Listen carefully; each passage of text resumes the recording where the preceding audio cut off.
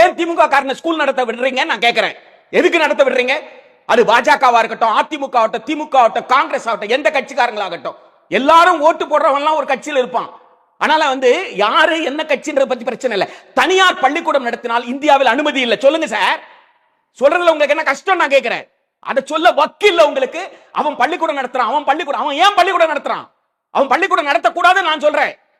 அதுதான் பகத்சிங்குடைய தியாகத்திற்கான நேர்மை என்னன்னு கேட்டா, பகத்சிங் செய்யற தியாகத்திற்கு நான் நல்லது செய்யணும்னு நினைச்சா அரசின் பொறுப்பில் கல்வியை கொடுக்கணும். அரசின் பொறுப்பில் கல்வி கொடுக்க யோகிதை கிடையாது. ஒருத்தன் கொள்ளையடிச்சிட்டு இருக்கிறான், அவன் கொள்ளையடிக்கிறான், அவன் ஸ்கூல்ல போய் படிக்கிறான் ஏன் சொல்றீங்க? ஒரு தப்பைய ஒரு முன்னுதாரணமா காட்டுறீங்க. தவறை முன்னுதாரணமா காட்டாதீங்க. யார் பள்ளி நடத்தினாலும் அரசுடைமையாக்குங்க. அரசுடைமையாக்கி அரசின் பொறுப்பிலும் செலவிலும் கல்வியை கொடுங்க. காமராஜர் காலத்தில் அரசின் பொறுப்பில் செலவிலும் கல்வி கொடுக்க முடிஞ்சதா?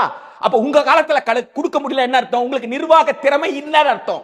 காமராஜருக்கு நிர்வாக